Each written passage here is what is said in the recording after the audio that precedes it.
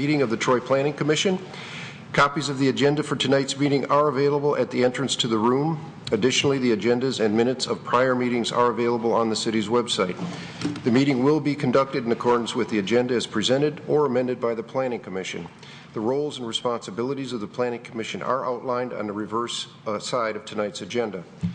State law establishes planning commissions. The commission is comprised of 9 members, all of whom have volunteered to serve. Members are appointed by the mayor and confirmed by City Council. The other individuals seated at the table this evening are representatives of the city's planning department, the city's attorney's office, and the city's planning consultant, Carl R. Wortman Associates. If you wish to address the Planning Commission, please come forward when recognized and provide your name and address on the sign-in sheet. Please begin your remarks by stating your name for the benefit of the commissioners. All remarks are to be addressed to the Planning Commission, not to anyone else in the room. At this time, I ask that all cell phones, Blackberries, PDAs, or other devices that might disrupt this meeting please be either placed in silent mode or turned off. For items that are not public hearings, I will provide an opportunity for public comment. You doing the roll call, or is Kathy? I'll do the roll call. Mr. Edmonds. Here. Mr. Hudson. Here. Mr. Kempen. Here. Mr. Krent. Here. Mr. Sanzika. Here. Mr. Shepke. Here. Mr. Schultz. Here. Mr. Stratt. Here. Mr. Tagle. Here. All right, gentlemen. Item number 2, approval of the agenda. Mr. Chairman? Yes, sir. Approve the agenda as prepared. Second. Mr. Hudson. Yes. Mr. Kempen. Yes. Mr. Krent. Yes. Mr. Sanzika. Yes. Mr. Shepke. Yes. Mr. Schultz. Yes. Mr. Stratt. Yes. Mr. Tagle. Yes. Mr. Edmonds. Yes. All right. All of you received copies of the minutes from our November 27th special study meeting. Any comments, questions, or a motion? Mr. Edmonds. I would move to approve as published. I'll second. Mr. Krent. Mr. Kempen. Yes. Mr. Krent. Yes. Mr. Sanzika. Yes. Mr. Shepke. Yes. Mr. Schultz. Yes. Mr. Stratt. Yes. Mr. Tagle. Yes. Mr. Edmonds. Yes. Mr. Hudson. Yes. All right. Item number 4, public comments for items not on the current agenda. Is there anyone in the audience who would like to make a public comment or statement for items that are not on the agenda? Seeing no one, we'll move to item number 5, the rezoning request. This is a public hearing, rezoning application file number Z741, proposed 1170 Woodsley north of Maple between Rochester and Stevenson Highway, section 27 from an IB integrated industrial and business district to RT one family attached residential district. Mr. Carl. Thank you. Good evening. As the chair alluded to, the first item up for discussion tonight is a proposed rezoning at 1170 Woodsley Drive. The property owner at Woodsley Drive is requesting a rezoning from IB to RT. Currently, the property is used as single-family residential, and it should be noted that this parcel, as well as the parcel adjacent to the south, are the only properties in this area that are zoned IB but do not have access or frontage on Stevenson Highway. Based on the recommendation of the master plan, this property is located on the border of single-family residential and 21st century industrial. However, due to the location, the current use, as well as limited access through a single-family residential neighborhood, the property is more consistent with the single-family residential classification of the master plan. The current and, for what we understand, the future use of this property is consistent with the master plan as single-family residential. So, in summary, after reviewing the current land use, adjacent parcels, and access through the residential property or neighborhood, we recommend the Planning Commission recommend approval of the rezoning from IB to RT. The rezoning is supported by the master plan, as well as the rezoning is consistent and non-disruptive to the surrounding properties. Thank you. Any questions for Mr. Carlisle? Mr. Krent. The RT district is, I looked at some of the homes there. They didn't seem to be attached homes. They seem to be individual. Is that? The RT does allow single-family detached properties. Okay. Thank you. Any other questions? Would the petitioner like to come forward? Would you like to come forward and add anything to what Mr. Carlisle has said? I'm Mr. Valerie. Please come up to the podium. I requested the rezoning. As a matter of history, this house sat on Maple Road. My wife was born there. Her father was born there. And her grandfather built the place back in 1896. It was part of a 110-acre farm, dairy farm, belonging to Mr. Hildebrand, which is my father-in-law. And in 1962, or 59, I'm sorry, Stevenson Highway came through and cut his farm right in half. And so he couldn't have a dairy farm anymore, so he sold off the thing and had it rezoned, but he moved the house in 1962 from Maple Road back to the end of Woodsley so he could keep it, and required an acre to do that. He was the first treasurer, I believe, of Troy. He was, I know he was treasurer of Troy Township. He was one of the charter members of the forming Troy, the city of Troy, back in, I don't know, 59 or so. But anyway, I'm 90 and my children, I've lived there since 1962. We came there to take care of him his last couple of years of his life, and we've lived there ever since. And I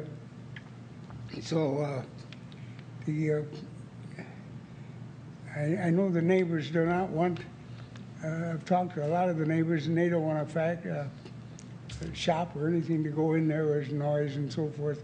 And it's always been residential, and it's a nice old house yet. But I have to sell it. The kids demanded I get out of there. I was living there alone for 5 years, so. But that's the reason for the rezoning tonight. Could you tell us your name and then also sign in there? Oh, I'm sorry. My name is Alvin M. Ballard. I'm the oldest Hildebrand girl's husband. We were married in 1951. Do any of the commissioners have any questions for Mr. Ballard? None. The house has quite a history. I expect it does.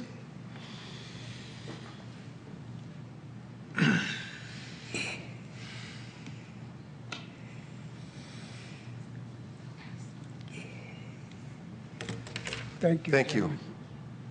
Is there anyone in the audience that would like to speak on this particular item? Seeing no one, I'll bring it back to the commission. Mr. Sanzica. I'd like to make a motion, resolve that the Planning Commission hereby recommends to the City Council that the IB to RT rezoning request located north of Maple Road between Rochester and Stevenson Highway, 1170 Woodsley, in Section 27, being approximately 1.02 acres in size, be approved. Second. All right. On the vote, Mr. Krant. Yes. Mr. Zanzika. Yes. Mr. Shepke. Yes. Mr. Schultz. Yes. Mr. Stratt. Yes. Mr. Tagle. Yes. Mr. Edmonds. Yes. Mr. Hudson. Yes. Mr. Kempen. Yes. This item will be on a future City Council agenda for approval. We'll try to get it on as quickly as we can. All right. Thank you. Thank you for coming tonight. All right, item number 6. This is a site condominium development, preliminary site plan review. Proposed Bridgewater Estate site condominium, 27 units / lots, east side of John R. between Long Lake and Square Lake, 5470 John R. Section 12, currently zoned R1C, one family residential district. Mr. Carlisle will do a presentation. I just want to add a couple of brief items before he goes into the presentation of the report. There was the applicant called a relatively informal meeting and invited residents who were in the area of the development to get their input, listen to their concerns, and that meeting was held. And based on that meeting, there was the site plan that's in front of you this evening that shows a preservation strip, if you will, of 15 feet from the northern property line. That kind of came out as a result of that meeting. I'd also note that one of the residents in the area circulated a petition that was signed by a number of people. That's in your packet on your computer. You can look at it. And with that being said, one more thing. Historically, when we have an application for site condominiums, the word condominiums scares people. I think a lot of people conjure up an image of attached units with with asphalt or concrete courtyards and just a lot of intensity and whatnot. And site condominiums, I just want to be clear to everybody, site condominiums are single-family detached developments. They look the same as a subdivision. The difference between a site condominium and a subdivision really is the form of ownership. That's one. And the other difference is you can get them approved and developed faster. So that's why developers submit site condominiums. It's because of speed, basically. They can get them developed quicker. So I know that there was some misinformation out there about condominiums versus site condominiums, and rightfully so. A lot of the neighbors were concerned, but I just want to put everyone's fears to rest in terms of the type of development. Site condominiums are single-family detached homes. With that, Mr. Chairman, I'll defer to Mr. Carlisle. I want to know how well multitasking you can do. I seem to have a malfunction on my computer, so as Mr. Carlisle's going through his presentation, can you get me back up and running? He's also the IT director tonight. Before I start, I do want to note that our initial review is dated December 5th, and in that report we did initiate or indicate a few missing items or issues that we had raised. Since that report was distributed, the applicant has come in and revised their plans. So my review tonight is going to be based on the revised plans, which again are more clarified in a December 10th memo that the Planning Commission should have received prior to this meeting.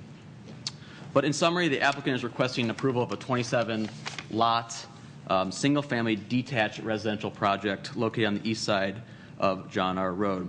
As part of the development, the applicant is proposing to build a new road off of John R. that will connect to Astor Drive to the north and Standish Drive to the southeast. All 27 of the lots do front on this new road being constructed.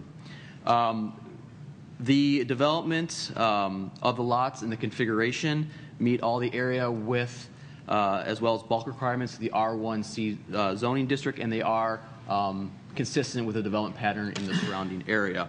In regards to natural resources, the site does have 2 on-site wetlands, however, neither of which are regulated by the MDEQ. That still means they still need to get permits from the county as well as the city. It should be noted that the rear portion of the site is heavily wooded, and there is also an existing tree buffer along the northern property line of the development. In meeting with the neighbors, as well as discussions with the staff, though there is no tree preservation requirement, the applicant has submitted a site plan that indicates a proposed tree buffer of 15 feet. This 15-foot tree buffer will be preserved in perpetuity as part of the development if approved by the Planning Commission. In addition to that, the applicant has presented a landscape plan. The landscape plan does meet all landscaping requirements for site condominium projects. The only thing we would note is that there is a stub road just off of the John R.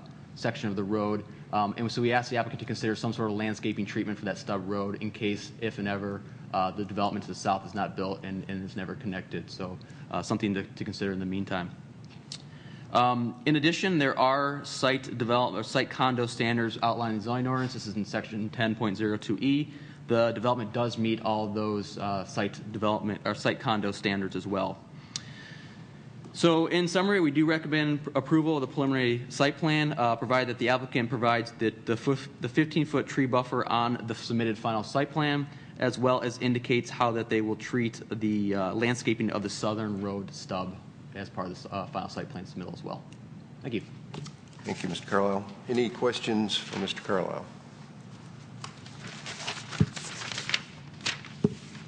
Very impressed with you guys tonight. My, oh my, he's a petitioner here.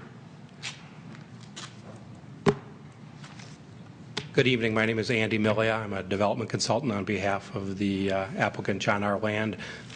Jim Butler, principal of PEA, who's the civil engineer, is also here tonight to answer any technical questions you have. And Gary Tadian, who's the principal of John R. Land, is here as well to answer any questions that you may have. I think that your planning director and your planning consultant did a very good job in outlining the proposal. The only thing that I'd like to add is that we did reach out to the neighbors. We had a meeting last week at this time, heard what they had to say and took what they had to say and modified the plan. We went back to the drawing board and were able to accomplish their request to provide a buffer zone of the existing trees.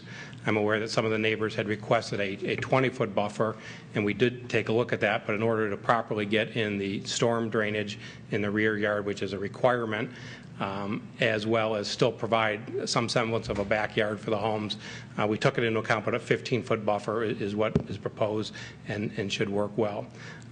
As your planning director so noted, these are high-quality, single-family homes, brick on all four sides. We anticipate that they will sell in the marketplace for the mid to high 300s to over 400,000. So we feel that we're adding significantly to the community. Again, we're available to answer any questions that you may have. Thank you. Thank you. Thanks. Commissioners have any questions?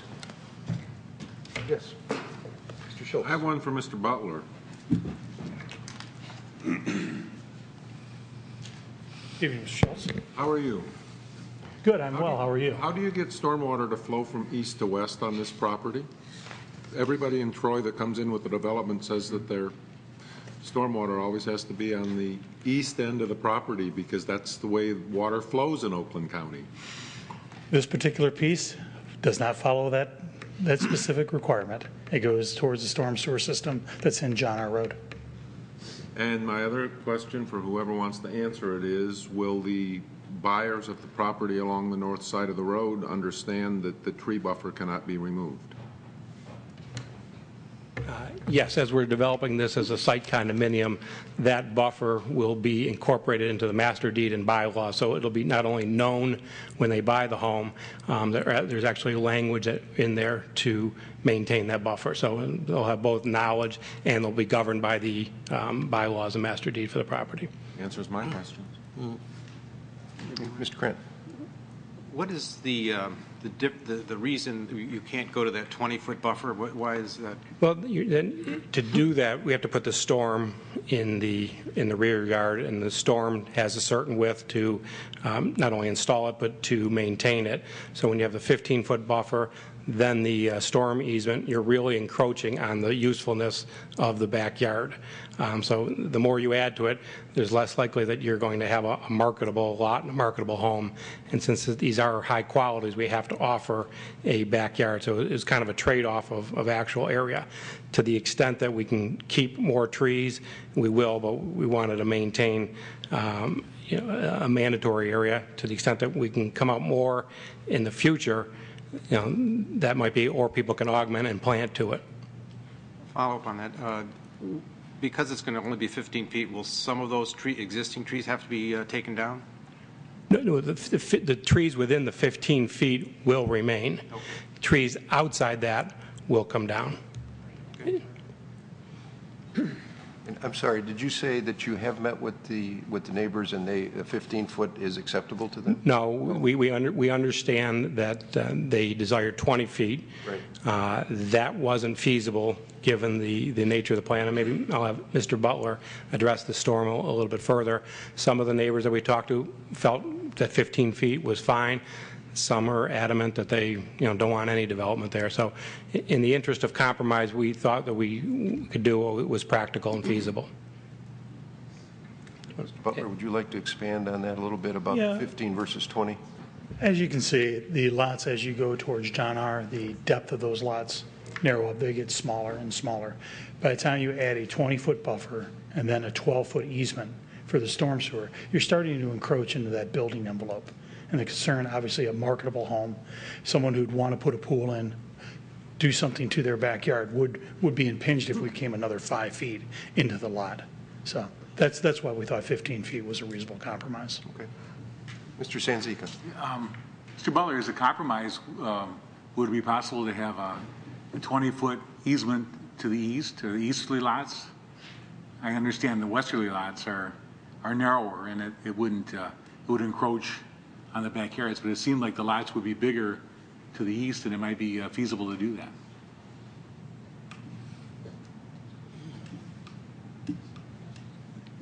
Particularly east of the stub road.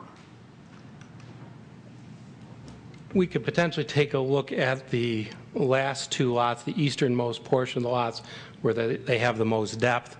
That could accommodate a 20-foot buffer, but everything everything east of the stub road would be difficult.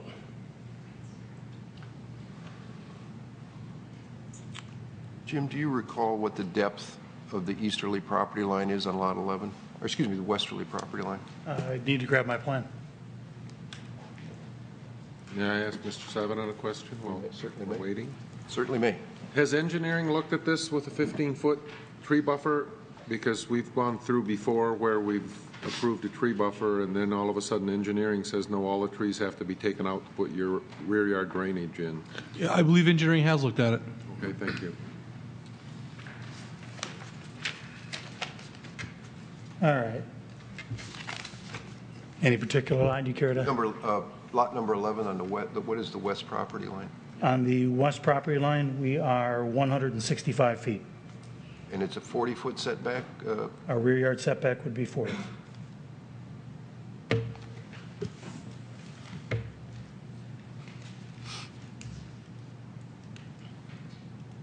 Any other questions for the petitioner?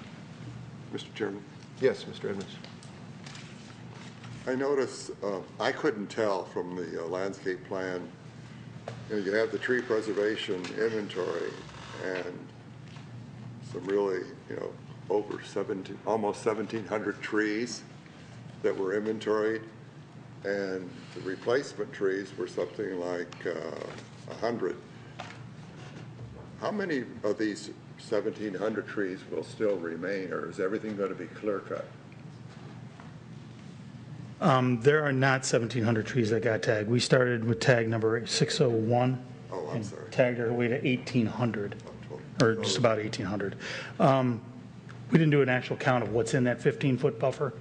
We did not do one at this point in time. I would guess it's in the range of 100 to 150 of those trees that would remain in that buffer. Okay. Mr. Stratt? Just piggybacking on to the comments that were just made, how many of those are going to be saved outside of that easement? Nothing. I figured. One other comment I wanted to make also, you indicated that these homes are going to be $300,000-400,000, which I think is a good size and good price. The thing that I have concern with is one of my pets is the retention basin. It seems like it's just an excavated ditch.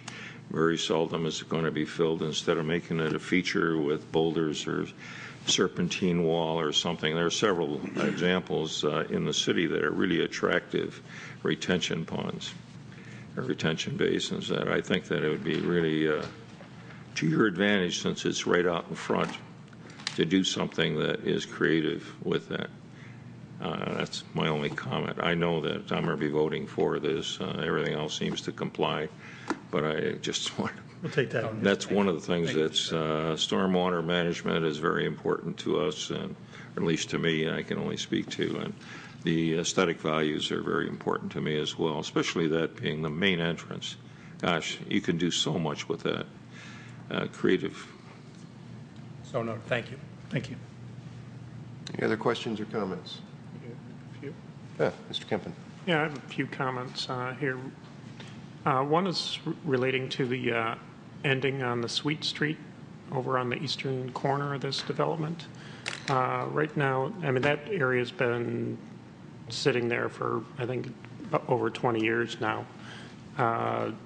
Is there going to be any actual cleanup or, I mean, it seems like everybody in the neighborhood knows that that street ends now, and I believe that there's probably some barrier there already. As natural as it could you could keep it, I think it would be an improvement here. I'm not sure if there are any, if you've looked at that in detail as to what's there and what your plans are. We haven't looked at it in great detail, but when we received the initial comments from both the engineering department and your traffic consultant, OHM, they expressed concerns about the dead end of Sweet Street. The reason why we chose the dead end is because of its short length. You got 3 roads coming into the site. It's a narrow site. Essentially, you've got to pick 2 to 3. Which 2 do you pick? We are proposing to put a T turnaround in there.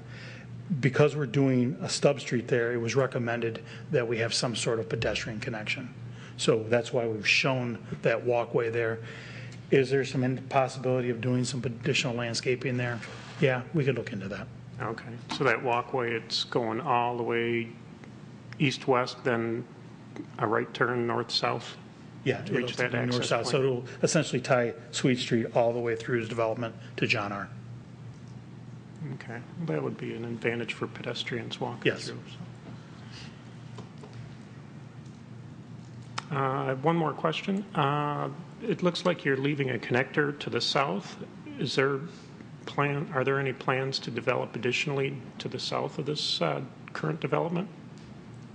There are no plans that we have directly. There is some negotiations that are ongoing with that piece of property for potentially expanding this.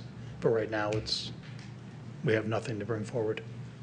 Okay. Now, there are no city-owned parks in this area, but the subdivision to the north has a lot of smaller community-owned, subdivision-owned parks that are maintained as well. Do you have any plans to integrate any park-like settings in this development, or some of your plans for future ones? Yeah, not at this time, no.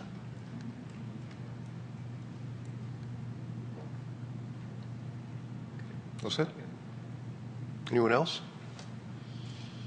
All right, if you gentlemen wouldn't mind having a seat and open this up to public. If anyone would like to speak to this item, please step forward and sign in and state your name.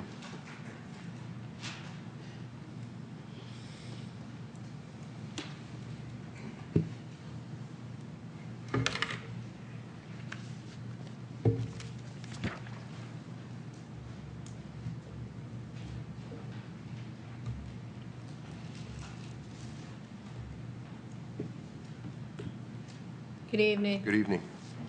I'm Rochelle Jeniker, and I live on Michelle Drive, one of the existing properties adjacent to the Bridgewater Estates development. We've lived in our home, Troy home, for the past 16 years. We moved from Sterling Heights to Troy because of Troy's green spaces and mature trees. We have the forest and the wetland behind our home. Currently, within a 2-mile radius of our home, large parcels of forest and wetlands have been clear-cut for new developments, and this seems to be the trend now in Troy. Troy's losing its beautiful, mature trees. We lost a lot when we had the tree disease. There used to be large canopies down our street. When you drove down our street, it was like a tunnel. In the fall, it was amazing. We lost a lot of them during that, but we still had the trees in the back. We're starting to look like Sterling Heights in Utica by Lakeside Mall, the way everybody's clear-cutting all the little tiny green spaces that are left. There should be an ordinance to preserve some of the trees in these large parcels that are being clear-cut. Rochester Hills has one. When there's a large parcel that's being developed, there's a certain percentage of trees that must be preserved, mature trees. They don't clear-cut and plant little sticks. They're going to take 20 years to grow. We have oaks, we have beeches, we have Norway spruces. We have 680 trees. They're beautiful. They're amazing. I have loved living there, and so have many other people. This preserves the natural beauty of Troy. It gives us a healthy environment. Don't make us look like Sterling Heights and Lakeside Mall. Troy is beautiful. Troy is trees. We're becoming pavement. Trees also appreciate the value of our home. When I bought my home, my husband and I didn't even go inside the house. I pulled up to that house and I saw that forest, and I said, "That's the house, honey. That's the one." But you haven't even gone inside yet, Rochelle. I don't have to. This is it for me.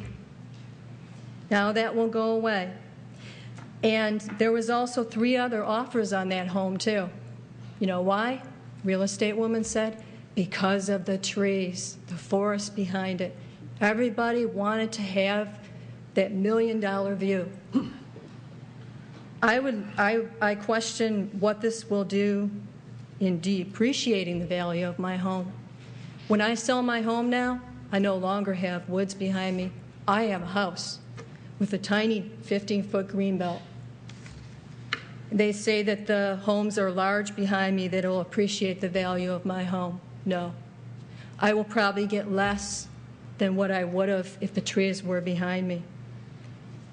It's not as bad as a shopping center, but still, I would get more from my house with those trees than I would without the trees. I am here tonight on behalf of Stone Ridge 2 and Long Lake Meadows. A couple neighbors were there. We're all adjacent to this new development. After seeing the proposed clear cut, we requested a 20-foot green belt, which I thought was very small compared to the 680-plus trees that are being taken out. They countered with a 15-foot because of the drain line and because they said it was shallower on the west side, starting at the west end of the development on that plan there. For some people, I walked back there. I walked back there with a measuring tape. I walked back to see what would 15 feet give me, what would 20 feet give me. Not a whole lot. When you have a mature natural forest, trees don't grow in a line. 15 feet's not going to give us a whole wall of trees. There's a tree here, there's a tree here, there's a tree here. There's lots of trees that a lot of people are going to lose. Mrs. Beakey, she's original owner. She's lived there all her life. She's on the corner of Astor, where they're going in and putting the road in. She has 4 large oak trees. They do not fall in that 15-foot easement. She will lose all of them. She needs 18 feet to clear 2 of them. All she has is some small, scrawny little trees now, and you're going to take out all 4 of her oaks. Myself and my husband, we have 2 Norway spruces that are not on our property behind us. One of them's grazing one of them, right at the 15-foot line. Are they going to cut half the tree off? They had mentioned that they could possibly graduate as the lots go deeper. The lots go deeper as you go east into the development. Could we at least graduate, start at 15 where it's shallower, and work up to 20, guarantee 20? I mean, when you look at the site plan and you see how it gets a lot larger, to just say just the 2 lots could have 20, it looks like a lot more than that. Those lots are pretty deep. Additionally, to clear cut the whole property, I don't understand it. It doesn't make sense to clear cut a whole property and then plant a bunch of sticks. Those are expensive houses. Those are really nice big houses. What happened to the premium wooded lot that goes with these houses? When people are looking at these big houses, you want trees to go with it. You don't want a little stick on your lawn. You don't want to look at the neighbors. It would make sense for the builder to put more trees there. It would make us feel a little better. It's bad enough that we're losing all this, but for like her, who's losing all of her trees, it's horrible. She's losing the dead end. Well, we knew that would eventually happen, probably. She saw the dead end blocked off. But for her, she gets a couple twigs. A couple people will get a couple trees.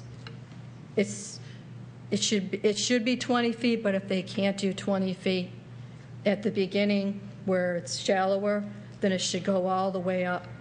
Those lots are pretty deep on the end there, especially starting at Astor at the dead end, going all the way up. And as somebody else brought up, is there any parks planned inside? I questioned that too. Why couldn't there be any interior mature trees saved? There's the marsh right in the middle of the establishment. Why couldn't some of the trees be left around there? Well, also, can I just interrupt you for a minute? I mean, I appreciate all of what you're telling us. As was stated in the beginning, the developer has offered this buffer of 15 feet. There's Right. no legal ramification, or no legal way that we can force him to do that. But it doesn't give everybody enough. And you also have to keep in mind, that's his property. That's Right. not your property. I understand that. And again, I'm sympathetic with the fact that for years you've been able to look out in your Right. backyard and see all these beautiful mature trees. But again, that was a benefit that you had for those years, and now Right. this property owner wants to develop the property. Certainly, I mean, and again, we'll get the petitioner back up here, if there's an opportunity, within a couple of feet to save some trees, I'm sure they're not going to balk at that. I know Mr. Butler from PEA is a very good engineer, and he will do what he can, I'm sure. But again, this is something that they've offered up as a compromise, and I'm sure they'll look at seeing if they can stretch that 15 to 20 Right. feet in certain areas or certain properties. And at least it would give some people some, Sure. instead of none. And for some people, 20 feet didn't even make a difference. If they could at least plant some spruces or something, like, I know my neighbor next to me, even 20 feet wasn't enough for him. Maybe plant a couple trees or try to save some of the interior ones, like the road going in on the sides. Anyone have any questions for this lady? Okay. Thank you. Is there anyone else in the audience that would like to speak on this item? All right, we'll close this portion. I wonder if we could ask the petitioner come back up just for a moment. Well, you've heard as well as we have, and for those lots where there may be, just a few feet, is there any way that you can probably try to work with the homeowners and see if there's some of these mature trees you can save? Because quite honestly, I mean, I'm very sympathetic. I mean, those trees don't grow overnight, and but I understand your position too. So just trying to find a happy medium here where everybody can be good neighbors. Sure, and I think we look at it in the same way, in the spirit of that, and reached out to them, and when they proposed a buffer, and we saw that we could do it, we did that. So we understand that we're trying to please the neighbors as we can. Obviously, we can't please everybody, and somebody who doesn't want it developed, it's very difficult. I think we can certainly look at lots, the real deep lots, maybe lot 13, 14, 15, and then the end lot 16, to increase that to 20 feet. And to keep it at 15 feet, make that the 13, 14, 15, 16 mandatory 20 feet. The balance of the lots will be mandatory 15, and then just a good faith effort where we can save additional trees. We'll certainly try to do that. No different than additional plantings in the retention area. Do that as well. Very good. Appreciate that. Any other questions or comments? Oh, Mr. Sanzika. Yeah, Mr. Chairman, I would suggest that they tag the specimen trees within that 20-foot buffer. And there's ways of preserving and protecting trees rather than clear cutting if it's within a 20-foot buffer. And it doesn't have to be very costly, but there are ways of preserving and protecting trees by tunneling the trees or slightly moving the drains or whatever to possibly accommodate the neighbors. I think I really appreciate it. I lived in Rochester Hills. I was on the planning commission there for a long time, and I know how heartbroken I was when they were clear cutting subdivisions, and I was part of that when we wrote the tree ordinance at that time. But I do feel that they could preserve or protect trees, and if there is a specimen tree within the 20 foot, maybe there could be alternates other than to telling it, possibly replacing it with 2 or 3 smaller trees on that adjacent in that area. But it would take some effort on the city's part to do that, and I think it would be well worth the effort to do that in this case. Would that be agreeable? I'm not sure specifically what your question, but part of the problem is we go from here and then you get whipsawed with the engineering department that wants trees removed. So I think anything within the defined buffer area would stay and would remain. Anything outside that we could look at on a one-off basis, but to agree to a specific tree tonight is too... No, I don't think that was the point. I think all that Mr. Sanzica was saying is on a case-by-case basis, if there's a specimen tree that's not going to create a problem with your development, as opposed to clear-cutting it. Sure, absolutely. If you try to, to mark it and save it. Absolutely. Mr. Shipke. Yes, I really like the idea of that you're willing to work with the homeowners, especially on graduating that that 15 feet there. And there might be several cases where a prime tree could be saved that wouldn't interfere with the construction. I know it's easier and cheaper to go in and just flatten everything down, but I do know from the time I was in construction, a good tree, especially on a prime sub like you've got there, can add a couple of grand to the price of that house, and that spends well in your pocket too. So any kind of cooperation you can give with the homeowners, I think, would be greatly appreciated, and would go a lot into building some rapport with the surrounding community. So I feel their pain for losing trees. I live by a hunk of land that could eventually be subdivided, and to lose that with the wildlife and everything else involved besides the beautiful colors in the fall, it's tragic. But again, they don't own the land, and around my house I don't own it all, but anything that you could work with them on, I would think would be a benefit to all parties concerned. Absolutely. We agree with you, and we'll continue to work with the neighbors. Mr. Stratt, did you have a comment? Yeah, I just wanted to ask, are you going to be clearing the underbrush in that easement? The developer will not be clearing it. What we would propose to do is during construction actually put up a silt fence demarcation line, so the developer will not be touching that area at all.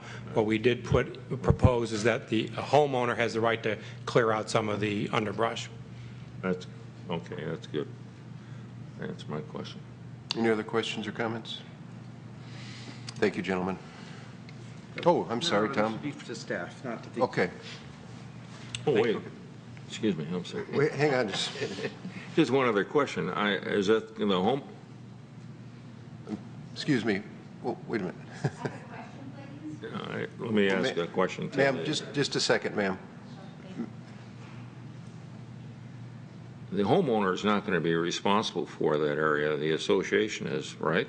The homeowner still will own the area. It'll be governed by the association. The rules and the buffer will be the association will be the governing body enforcing it, but the homeowner owns that area. It's not a common area. Well, it's not going to be a common area. No, it's a protected buffer area. Okay. Ma'am, please make your comments brief. I will. My name is Ann Beakey, and I've lived 36 years on lot number 11, right at the corner of Michelle Drive and Astor, by the dead end. I'm the one that's going to lose all the trees if you only have 15 feet of easement. Can I possibly be assured that they can hang on to the at least an 18 feet? Well, as we just talked with the developer, number one, they're offering this buffer to you. There's no legal... 15 won't do it for me. Excuse me. There's no legal way that we can force them to do that. But you heard them say that they will work on a case-by-case basis, to try to save the mature trees, the large trees. And we heard that, if it's a foot or two one way or the other, they'll try to do everything they can. Because these are whopper big ones. All right, thank you. Okay, you're welcome. All right, Mr. Schultz. It's the S word. One of the many S words. In my 10 years on the Planning Commission, we've seen this same situation happen time and time again. Also, during that tenure, the city tried to come up with a wetlands and a tree ordinance, and it was one of the most uproarious events that the city has ever seen. And tonight we've heard, I'm going to lose this and she's going to lose that. Unfortunately, when we don't own the trees, the person that does has the right to cut them down. This developer has offered a compromise that they are not obligated to offer. They can come in here and apply to do this development with no buffer at all, and we actually have no power to request that from them. So they have volunteered it.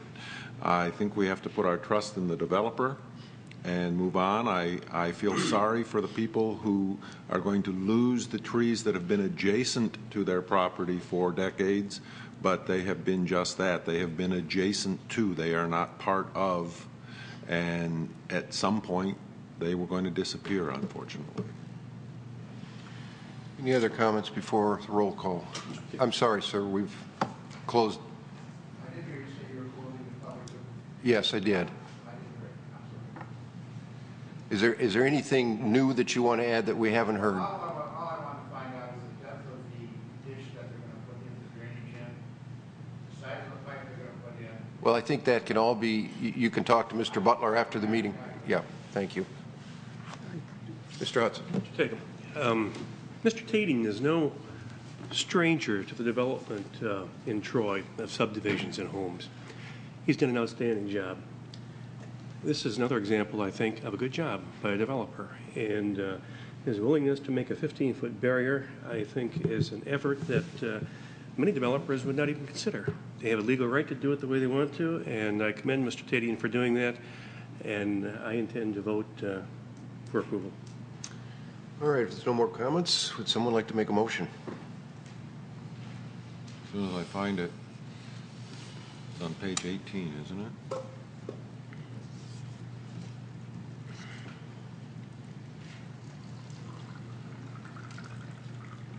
As printed. Resolved that preliminary site plan approval pursuant to Article 8 in Section 10.02 of the zoning ordinance as required for the Bridgewater Estates site condominium, 27 units/lots east of John R. between Long Lake and Square Lake in Section 12 within the R1C one family residential district be granted. Second? Second. Mr. Shepke. Mr. Sanzika? Yes. Mr. Shepke? Yes. Mr. Schultz? Yes. Mr. Stratt? Yes. Mr. Tagle? Yes. Mr. Edmonds? Yes. Mr. Hudson? Yes. Mr. Kempen? Yes. Mr. Krantz? Yes. All right, motion passes. Thank you. All right, the next item on the agenda is a preliminary site plan review. File number SP 979, proposed Galleria of Troy, north side of Big Beaver between Wilshire and I-75, section 21, currently zoned BB Big Beaver District. Mr. Carlisle. Thank you. I'm only going to offer brief comments on this proposed application tonight. As we noted in our memo, we did receive plans for this project, but the plans were not submitted until recently, so we have not had the time to do a full site plan review. So any depth to my comments tonight really wouldn't be prudent based on the plans that were submitted and the time we had to review them. However, the applicant did want to get some preliminary comments from the Planning Commission, so we agreed to allow them to come tonight just to get a preliminary feedback from the Planning Commission as they move forward with their application. A little background on the proposed development. It is located on the northeast corner of Big Beaver Road in Wilshire/Troy Plaza Drive. It is a 5.9 acre parcel of property, and the applicant proposes a restaurant, retail, and hotel development. There are two phases to the proposed development. The first phase are 3 separate building pads on Big Beaver. The 2 corner parcels are proposed to be restaurant uses. One is a Carrabba's Italian Grill, and the other one is a Bonefish Grill. The middle pad is yet to be determined in terms of uses. However, the applicant has indicated that there is a potential for another restaurant use in at least part of that retail pad. The rear portion of the site is for the hotel development. However, that details have not been submitted, and that will be part of a phase 2 of the proposed site plan. The property is zoned Big Beaver Form-Based District, and all the uses are proposed by right. However, they do have to receive site plan approval from the Planning Commission. In regards to the master plan, the master plan and the Big Beaver corridor study, it's important to look at those documents for guidance in the development of this area. And the master plan notes that due to the prominent location of the site at the intersection of I-75 and Big Beaver, this site was identified as one of 5 corridor gateway locations. And the intent of these locations were for larger larger buildings or multi-story buildings. However, understanding the current market conditions and the limitations, the applicant is not able to do that or is not submitted to do that. Instead, they submitted 3 different building pads on Big Beaver Road. But we do want to note that due to its prominence and high visibility on Big Beaver Road, it is important to have some sort of integration, consistent design, but yet quality design moving forward. And for the most part, we conceptually agree with the direction that the applicant is moving, and we do appreciate the inclusion of one common plaza theme that runs along the length of Big Beaver, the Big Beaver Road. We do, as part of this plaza, we do ask. Excuse me, yes. just for a minute. Brent, could you ask those folks to move down the hall, please? Yeah, just shut the door. Yeah, shut the door. No, you can't do that. You can't. You can't do it. I guess you can't shut those, Jim. Won't be the last time. She's right. He said not to shut them. You cannot shut those. So, in summary, we applaud the development of this site. We encourage the development of the site. We encourage the programming that has been started. However, our biggest concern really is getting into the details of what was submitted, and specifically the building architecture, some of the orientation considerations, and the material use itself. We have provided specific details and comments in our memo itself. I'm not going to reiterate them, but the applicant's looking for more direction from the Planning Commission, and staff's looking from the Planning Commission to give direction to the applicant as they proceed with their application moving forward. Thank you. Right. Thank you. Any questions for Mr. Carlisle? Nice job. Mr. Butler? Good evening, Jim Butler with Professional Engineering, here on behalf of Group 10 Management. They are the title owners of the property in question. As Mr. Carlisle had pointed out, we have been working with them for the last month or two to put together a site plan package so we could get in front of you. We did make an initial submittal. There were comments they had initially came back with related to the site layout. We did make some modifications to the plan. Unfortunately, because of the immenseness of the project and getting all those details worked out, we were late in getting stuff in front of him for he could do a full review. So we suggested that we could come in front of you and at least get a preliminary, like a study session, and get some ideas and some concepts. We believe we're heading in the right direction. The ownership of the property is excited about the possibilities and what this will do to the city. It is a very critical corner to the city. I know we were involved in a previous project to put a 13-story office building on here that didn't come to life.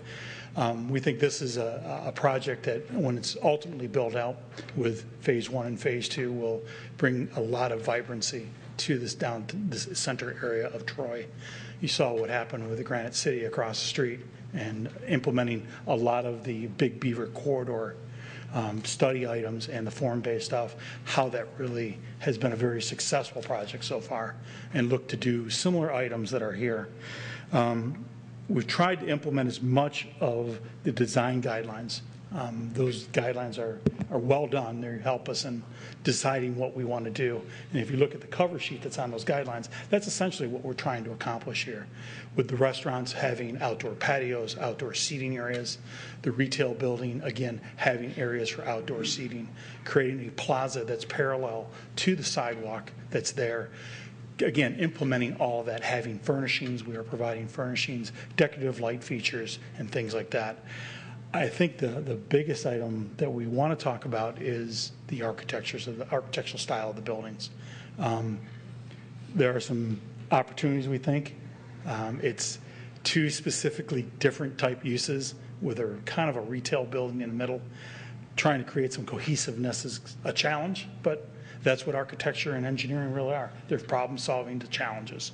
So what we're here tonight is to take some of your input and take a guidance on what you would like to see on this corner and see how we can all cohesively put this all together. I do have a representative from Blooming Brands from Florida, from Tampa, Florida. She was overseeing the architectural styles of what you see today. We do have some 8.5 by 11s colors of what these buildings would look like. I can pass those out and you can have a look at that. I don't know if you want to speak, Liz. This is Liz Abernathy with Blooming Brands. Good evening. My name is Elizabeth Abernathy. I'm a planner with Stantec Consulting. Blooming Brands has recently brought me onto the team to assist them in site development projects such as this. I appreciate the time and effort it takes to bring these design regulations and zoning codes into place. I've spent 10 years in the public sector working for the city of Tampa, and I've been in the private sector for about 9 years now, and I'm really excited to be part of the Blooming Brands team. We've tried to work expeditiously to bring designs in that will hopefully meet the intent of your code, and we're here today. We want to get these restaurants moving under construction, get them open next summer. We're really excited about this location and bringing both of these stores here. So we've brought some material samples that I can show you. We can talk about the architecture. There is an opportunity if you're interested in having the buildings have some common elements. That is something that we can do. It's part of the design aesthetic, I think, is do you want the buildings to match or do you want to have more architectural variety? And to me, part of the urban flair is having differences in the buildings and not having them look too much alike. So to me, when they all match, it's a more suburban feel.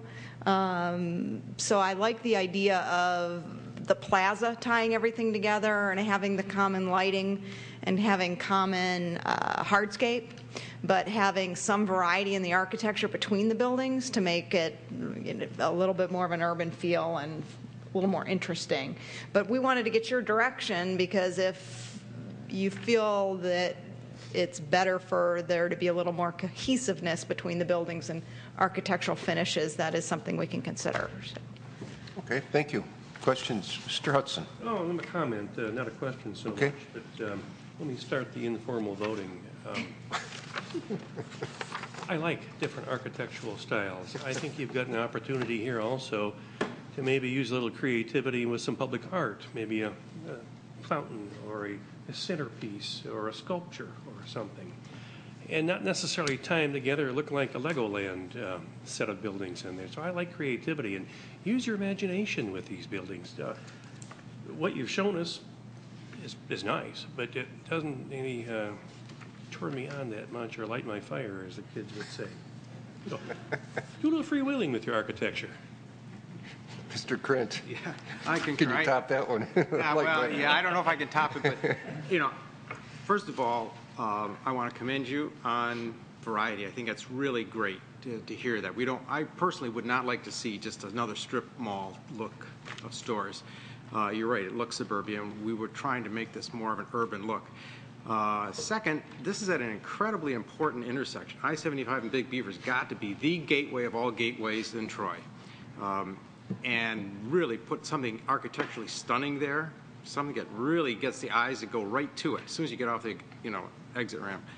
I'm looking at the examples of the Bonefish. There's two very different pieces of architecture there. They both are very unique. Well, the one on the bottom isn't. The one at the top, the octagon shape one, is rather unique to see in an urban setting. It looks more like something in Romeo, Michigan or something. But the point is, I would like to see, since these restaurants already show, not just Bonefish, but Carrabba's? Yeah, Carrabba's, thank you. The creativity involved in that, I mean, it's a different part of the country, a different look with all the greenery dripping off the roof line.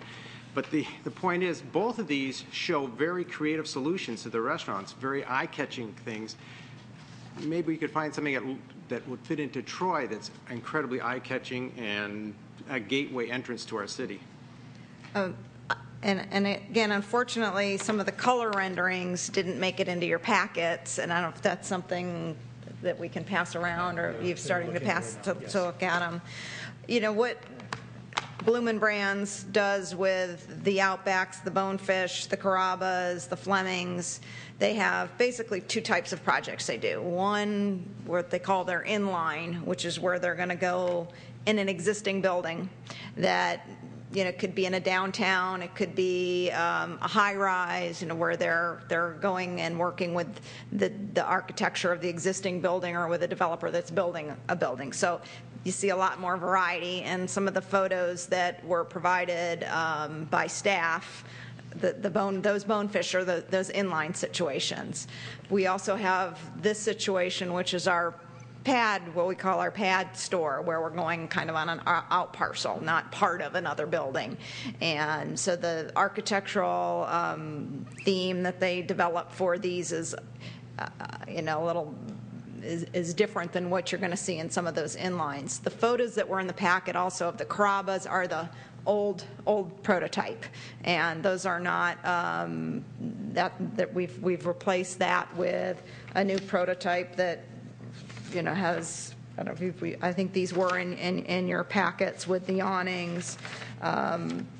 More patio features. They really tried to do with this Carrabba's that we don't do in our other stores is carry the patio along the entire front facade and bring more patio element both to this and the Bonefish. I do have some photographs of some of these stores too that might give you a little bit more of a feel for what it looks like rather than a two-dimensional rendering. Especially the Bonefish with the tea lights that are strung along the patio. I think that really gives it a lot of energy, especially at night. We do have a few night photos of the Bonefish, and I don't know if this is something that we can kind of pass along for you to look at as well. So here's a nighttime and a daytime rendering. Maybe we'll pass around a few of the Carrabba's. Let me get a couple that show the patio. And while it won't be a four-season patio the way Granite City is, they will be putting in permanent heaters to at least try to three-season them, extend the season of the patio and the life of the patio.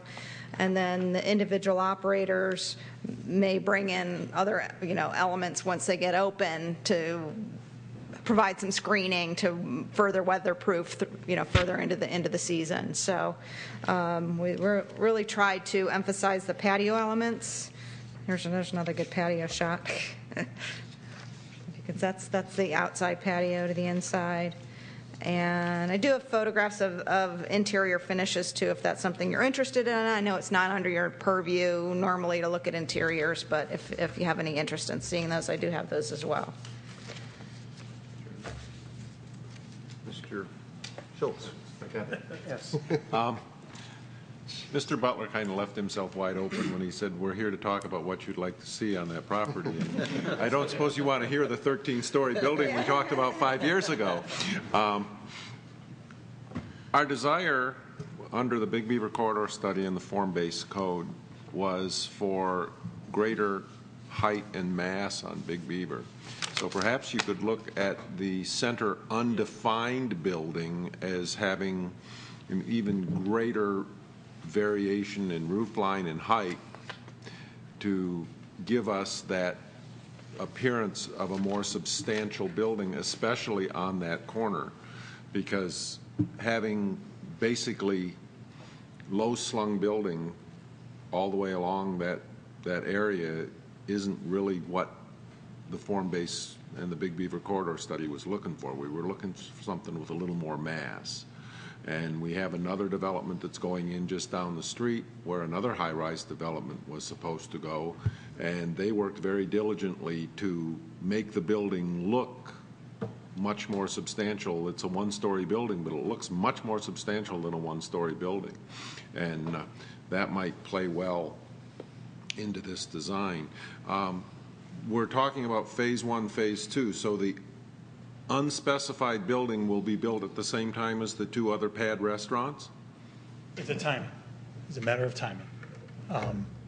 We're right now in the process of trying to plan that out and figure out what that's going to be. So you're saying it could be phase 3? That could be phase 2. Okay, because we're being told phase 1, phase 2, so we could have a big undeveloped piece of property on Big Beaver Road between these two restaurants for an unspecified period of time. No. The retail building will be built at the same time. Okay, that was my question. Yeah, I'm sorry. Yeah, the retail building will be built. The hotel that's shown in the back will be phase 2. We're working on that currently. Okay, that's all I have.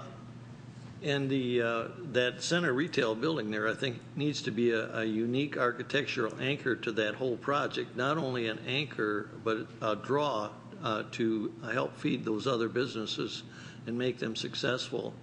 I agree with Mr. Schultz and his concerns. These straight lines and very unimpressive architectural drawings that we've looked at, I think if that center retail building could be a unique anchor, it could be a big draw for that project, and really be an asset not only in itself but to the businesses on each side of it. So to me, looking at it, I think that's got a key, and that makes it more in line with what we had in mind for the 16-mile corridor. Mr. Sanzica. Yes. Again, I'd like to praise you on the selection of the site. It's a beautiful site. I think it's going to be a high-end, very attractive development. But I'd like to echo what Mr. Hudson said. As far as the outdoor art features, possibly water features. I think some type of fountain or channels or something that they can draw the people to the front of the building to enhance the visibility of the structure and the show activity in the front. I think that would be just absolutely charming at that location, and with the value of this development, I think you could afford to do something like that. And the other comment I had was I wasn't impressed by the parking lot. I mean, the area in the back. I think that's just a parking lot, and I think we really encourage sustainable design, bioswales, other features that would be for stormwater management that would allow some creativity and landscaping and just parallel parking lots with 90-degree parking spots. I think you could show a lot more creativity than just having 90-degree parking in a row-by-row parking lot. I think there's a lot of things that you can do, and I don't know if our ordinance would allow, if they do provide some bioswales or some other creative stormwater features, that they could accommodate the parking in other ways. So I'd really encourage you to look at that, and especially with water features on this side, I think that would be absolutely beautiful to have something like that at the entrance to the city of Troy off a major intersection. Mr. Stratt. Yeah, I'd just like to again commend my fellow engineer for his creativity. It's great to hear that. I mean, it really is great. Phil, I really appreciated that. The thing that you asked comments, and I totally agree with previous comments that were made. 10 years ago, and it was 10 years ago when I first got on, this site was actually a planned unit development. And a part of that was that we had to have some amenities that was going to be contributed, and really that's what we're looking at, or I'd be looking at as well, as the comments that were made, whether it's a sculpture or whether it's a fountain or whatever it may be. But to me, it seems like your anchors are your two restaurants on each side. And to me, the retail in a center should be the area where that sculpture or that feature be located, and maybe that entire structure be set back slightly, and have actually the patios not on the far ends, but overseeing that sculpture and creating more of an interest in that center area. But that plaza or the center entrance between the two restaurants is going to be a key, how you feature that. To me, that's what really is going to make a big difference. And how that's going to be lit at night, how it's going to be during the day. Well, a big impact should be right there. That has to be a real, and not necessarily symmetrical either. I'm not talking in terms of symmetrical, but something that's really creative there. That would be my comments. Now, you asked for them, so. Well, and it's pretty easy to take that bonefish and, just do a mirror image, show that the patio is on the interior, and that's what we were looking for your direction. Did you want to see that activity on Troy Center Drive and have the patio on that side, or is it preferred to flip it so that patio is on the interior? And, that's part of what... Well, my comment on that, the reason why I said that is that people draw people, and the patios do draw. Right. And the more activity you can show, I'm looking from a marketing point of view, or I'm talking from an architectural, I'm an architect, so I'm going to give you my architectural philosophy in terms of human behavior. But that's where I would concentrate and focus on and try and get as much activity, but also be a real area of importance to the city. This is a very important site. Very, very important site. Perhaps the most valuable, one of the most valuable sites on the entire strip.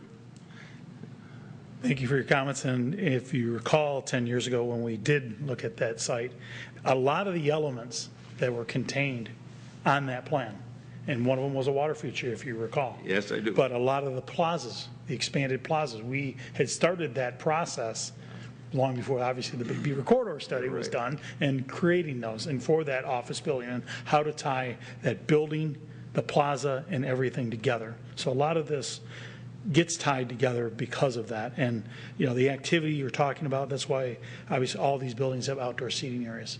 It doesn't make sense to have that plaza and have a building. Right. There's no energy, there's no action, there's nothing.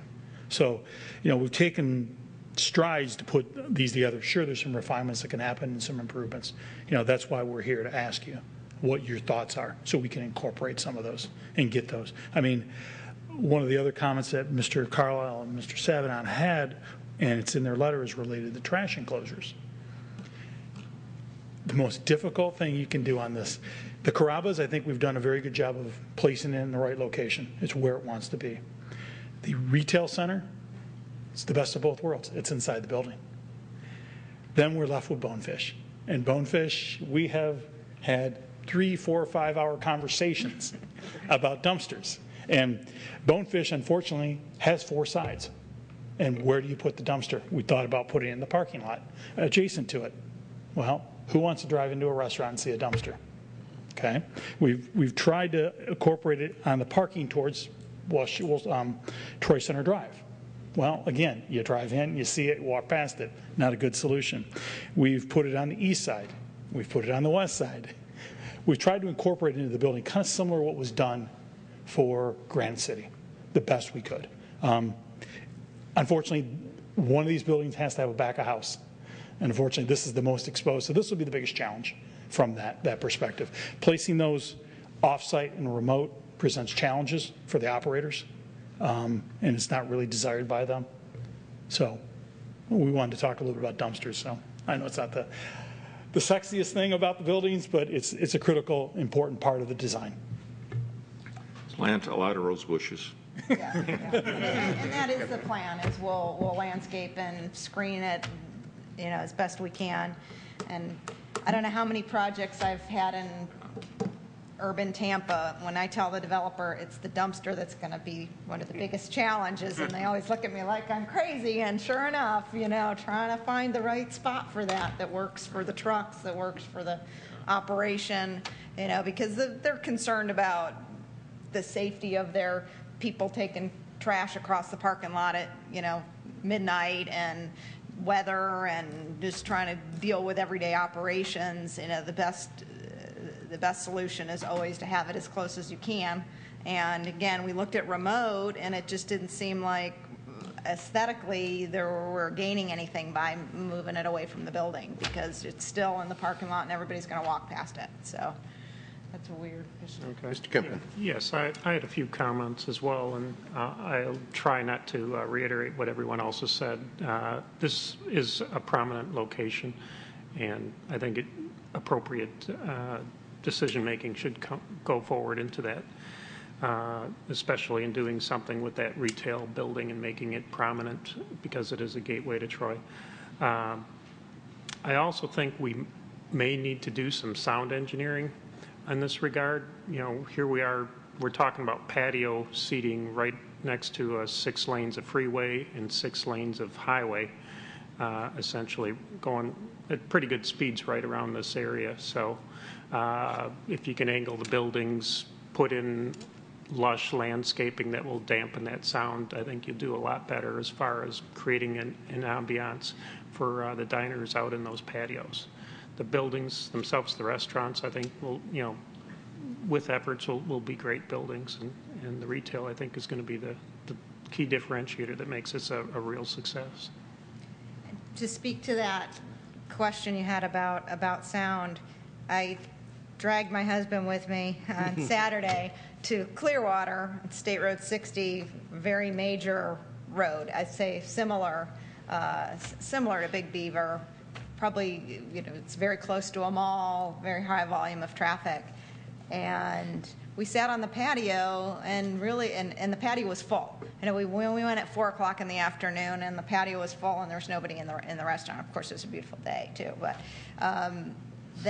they have music that kind of helps to mitigate the sound of the traffic without it being overpowering, and it's a pleasant experience. So between landscaping now in that setting, the building is further back from the street than this would be. Right, so right. Yeah, you might have challenges there. So. Yeah. But I hear what you're saying, and I think they do a nice job with their locations that are on major arterials to make the patios still work and be inviting and attractive places for people to sit. Mr. Schultz. To that point, I have never been seated inside Granite City. I have only sat on the patio, which is in virtually the same location that you're talking about. I've never had a problem with noise. I've had to wait to get a seat on the patio. So, yes, it's adjacent to 2 major thoroughfares. I've always been able to carry on a conversation. There are always people waiting. I support everything that's been said about trying to be a little more creative with the parking lot, because, in fact, I would think that our ordinance requires more green space in the parking lot than is being shown, but perhaps I'm wrong. I also support the art or fountain, or maybe like a clock tower that identifies the development, or the city of Troy, or all 3. Give it a sense of space, give it a sense of presence and prominence. And I hope I like who goes into retail A. Yes, sir. Mr. Savedant.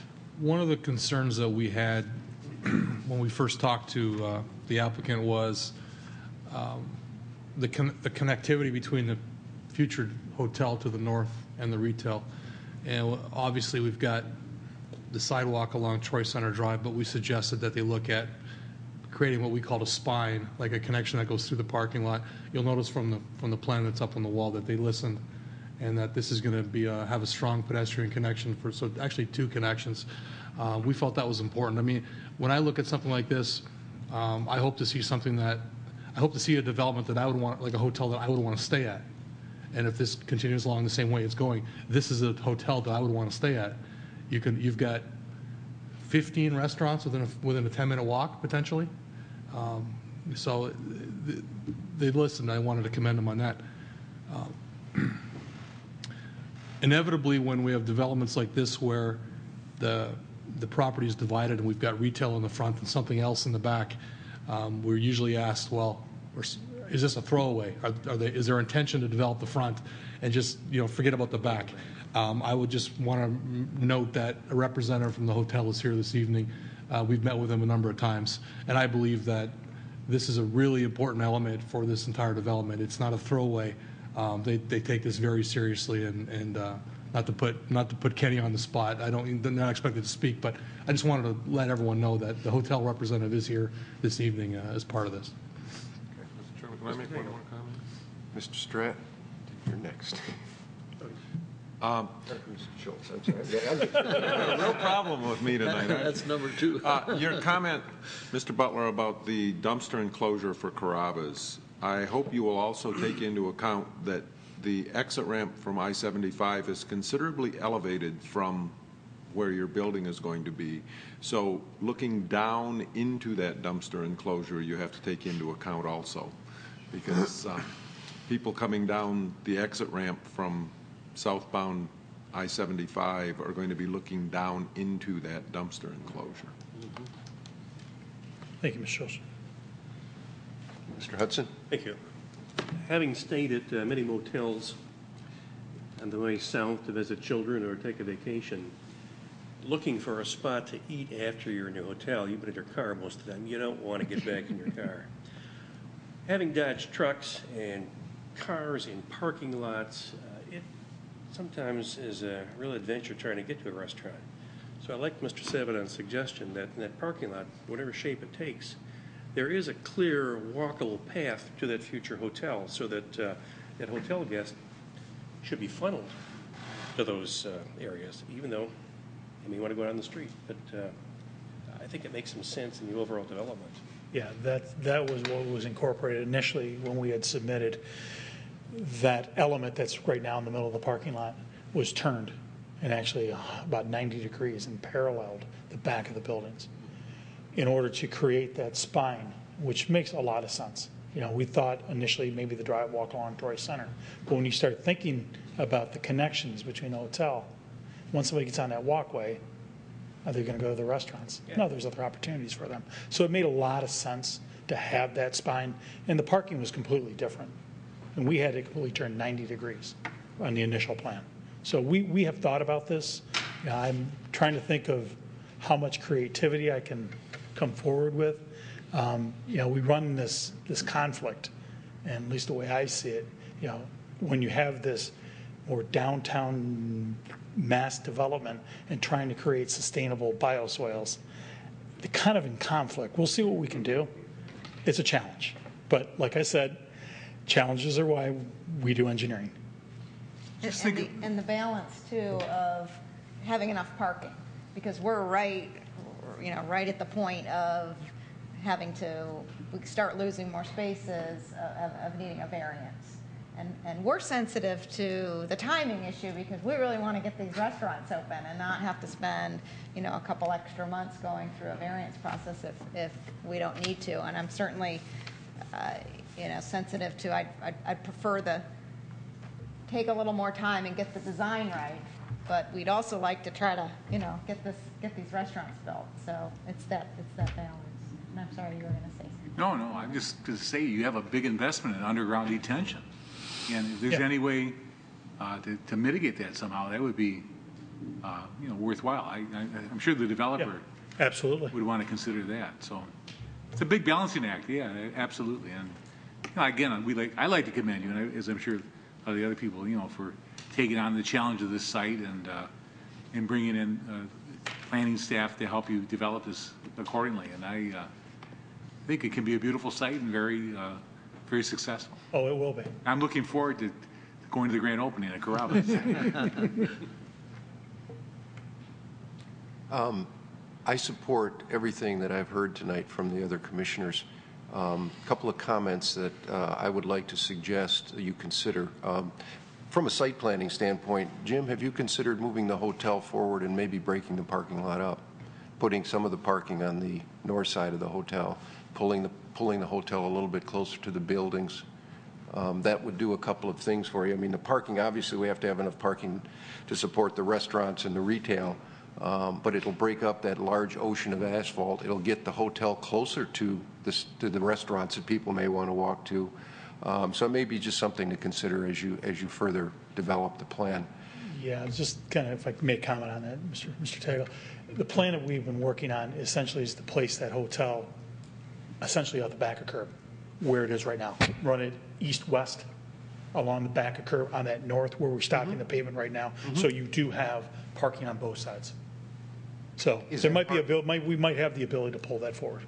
Yeah, all I'm trying to do to bring a little bit more cohesiveness between the back and the front of the development, you know, bring them closer together. But I would like to ask you, how many architects are involved in designing these buildings? 3. Okay.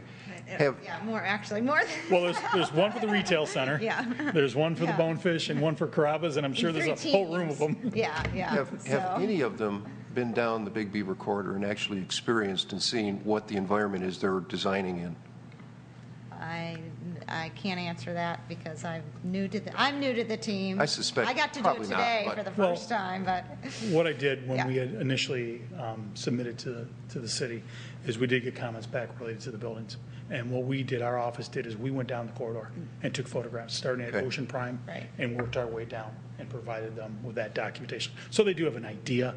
They've not been here, so they can't really get the flavor of it, the taste of it. And I'll be the first to say Google Map and Street View is not the same thing. Right. You know, and I understand that, and I think our team does too. I mean, certainly the first boots on the ground are people that are out here and that are, know the market, know the area, know the town, and work with the landlord. And we put a lot of time and effort in deciding on sites. And it goes to our real estate board of 30 people before we even get to this point. But I hear your point about the architects really understanding the context, and I think that's what I'm going to help bring to the team too, and being involved